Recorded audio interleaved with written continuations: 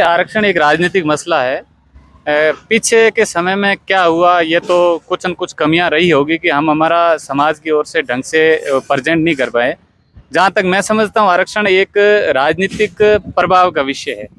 केंद्र के अंदर क्यों नहीं मिला, इसका सीधा साधा कारण रहा कि हमारा वहाँ राजनीतिक उचित प्रतिनिधित्व नहीं था। यदि हम हमारे विष्णु समाज की बात करें तो हम जाटों से ही विष्णु बने हैं।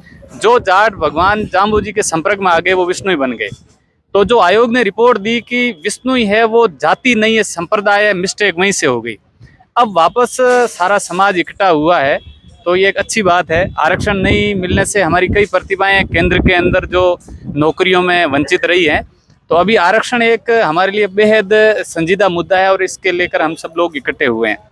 यदि मैं समाज की पृष्ठभूमि की बात करूं तो हम लोग बेसिकली पशुपालन, खेती से आज भी हमारा गुजारा कर रहे हैं।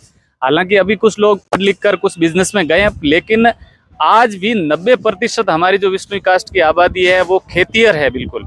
और इसलिए हमारा आरक्षण बिल्कुल हक है और इसको हम लेकर रहेंगे।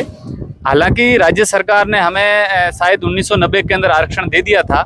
अभी जो गेंद है वो केंद्र सरकार के पाले में है। अब केंद्र सरकार अभी वापस इस पे पूरा रिव्यू कर रही है, तो मुझे उम्मीद है, क्योंकि विष्णुई जाति का यदि हम इतिहास देखें तो हम लोग पर्यावरण प्रेमी हैं। वृक्षों के लिए, हिरणों के लिए, मानव जाति के कल्याण के लिए हमने हमारे प्राण न्यौछावर किए।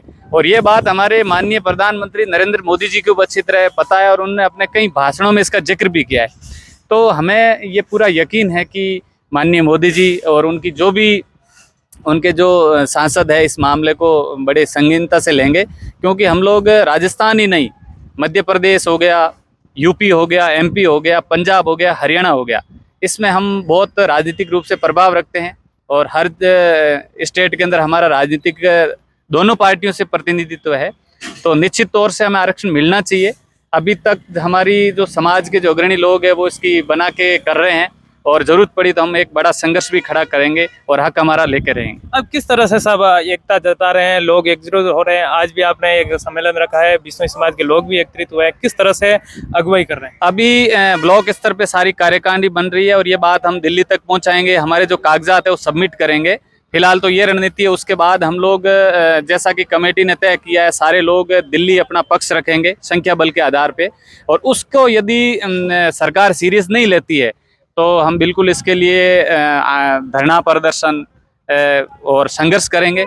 और मुझे जहाँ तक विश्वास है कि ऐसी जरूरत नहीं पड़ेगी। सरकार जब दूसरी जातियों को अपना हक दे रही है तो हमें भी निश्चित तौर से देगी। सर, राजस्थान सरकार ने बाकी सब जातियों के लिए विकास बोर्ड का गठन किया है, तो कहीं विष्णु समाज के लिए भी जंबेश्वर विकास बोर्ड का गठन क्यों नहीं किया जाए? बिल्कुल करना चाहिए। मैं माननीय अशोक गहलोत जी से बिल्कुल निवेदन करूंगा और हमारे कांग्रेसी तीनों विधायकों से मैं निवेदन करूंगा कि आप समाज की पूरी भावना है कि एक बोर्ड का गठन करें और इसको बिल्कुल अभी, क्योंकि जब इतने सारे बोर्डों का गठन हो गया तो विष्णु समाज पीछे नहीं रहना चाहिए।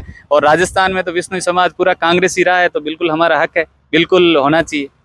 सांचौर में आज विष्णु सम्मेलन हुआ, विष्णु समाज के लोग एकजुट हुए और उन्होंने यह बात को गांठ बांधा है कि हम ओबीसी में आरक्षण केंद्र में लेकर ही रहेंगे। हमें उम्मीद है कि केंद्र सरकार हमारी उम्मीदों पर पानी नहीं फेरेगी, जल्द ही हमें ओबीसी लिस्ट में शामिल करेगी। ओम प्रकाश चौधरी, सांचौर।